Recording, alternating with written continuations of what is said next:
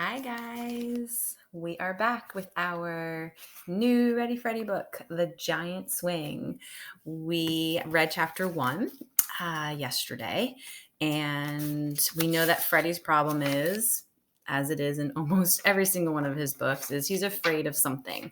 And in this book, he is afraid of the giant swing, all the fast rides at the fair. And of course, we have Max making a bet and a deal with Freddie that he's not going to go on the big swing or the fast rides at the fair. So, our second chapter was swinging practice. And I asked for you guys to think about what you thought was going to happen in this chapter. Who's going to help him? How are they going to help him? Is it going to be Susie? Is it going to be Robbie and Jesse? Is it going to be his parents? So let's read and find out. Chapter 2, Swinging Practice. That afternoon, I sat next to Robbie on the bus ride home. What am I going to do? I moaned. Robbie shook his head. I don't know, he said. This is a problem. Tell me about it, I said. I think I'm going to throw up. Why didn't you just tell them you're afraid of the giant swing? Asked Robbie. Are you crazy? You want me to tell the meanest, toughest kid in the whole first grade that I'm afraid to go on some ride at the fair? But you are, said Robbie. But if I tell him that, then he's going to tease me and call me a baby, and I'll never hear the end of it.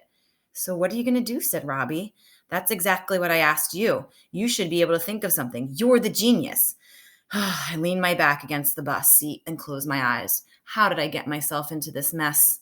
Just then, the bus pulled up to Jessie's stop. What mess? She said as she walked by my seat. What? Oh, nothing, I said. Well, see you at the fair, she said. Yeah, see you at the fair. So why do you think that he won't tell Jessie what the problem is? She's one of his closest friends. So when she asked what mess, how come he says nothing? What do you think? Do you think it's because he doesn't want to be embarrassed in front of Jessie because we know that he likes her? Or do you think it's maybe he doesn't want Jessie to feel bad because she's the one that kind of made the bet with Max? I think both of those probably are what's going through his head right now. I can't wait to see Max's face when you ride that giant swing, Jessie called as she ran off the bus. He's going to wish he never made that bet.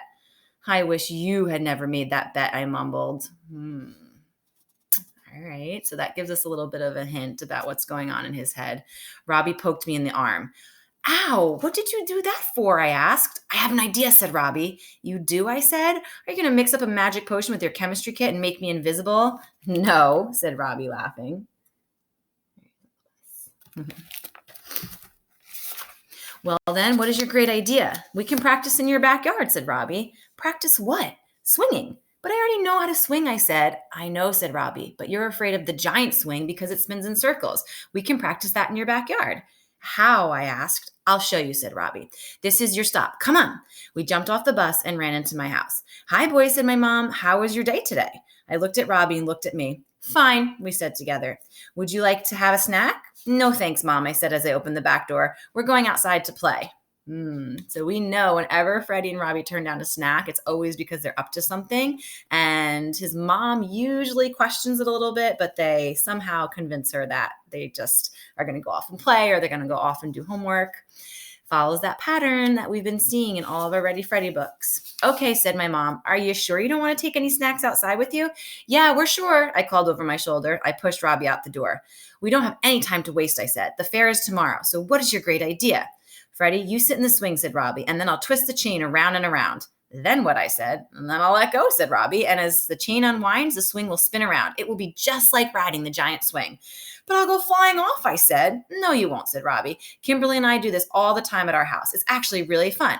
You just have to hang on. What? In all of the Ready Freddy books we've read, we have never, ever heard of Robbie having a sister or anybody else that lives with him except for his mom. And now we have this new person, Kimberly. I wonder if we're going to see her at all in any of our other books. Well, okay, I'll try it, I said. Great, said Robbie. I stood there in the middle of the grass, not moving. Get your butt down on that swing. It doesn't work if you stand here in the grass. I slowly walked over to the swing and sat down. Robbie started to twist the chain of the swing around and around.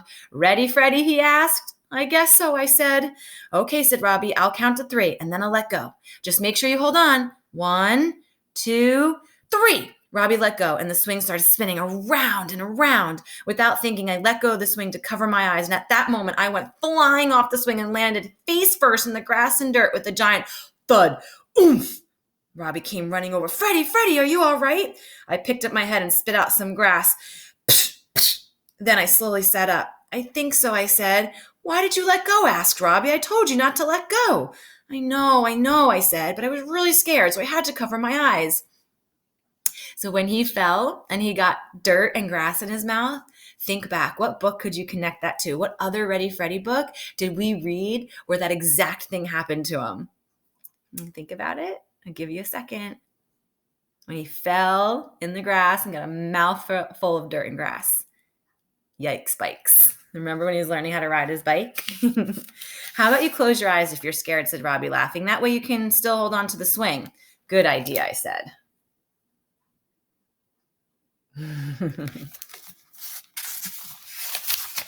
Are you ready to try again? Asked Robbie as he helped me pull up out of the grass.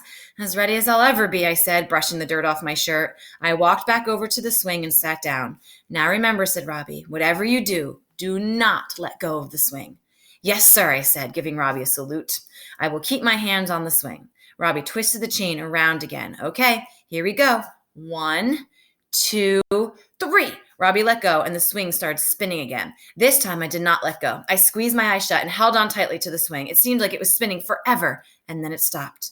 Then I heard Robbie yelling, You did it! You did it! You did it! Let go! I opened my eyes slowly and looked around. I was still on the swing.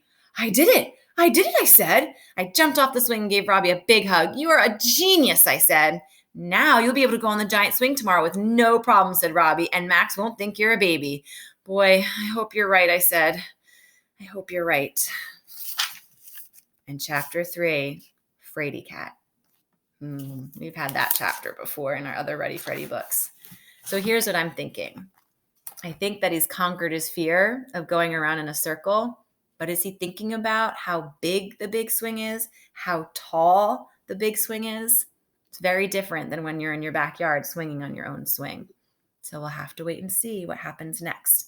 Have to wait and see, how is Susie going to help him with this? Because we know she's coming in somewhere. All right, so chapter 2 is complete. Can't wait to see you for chapter 3. Bye, guys.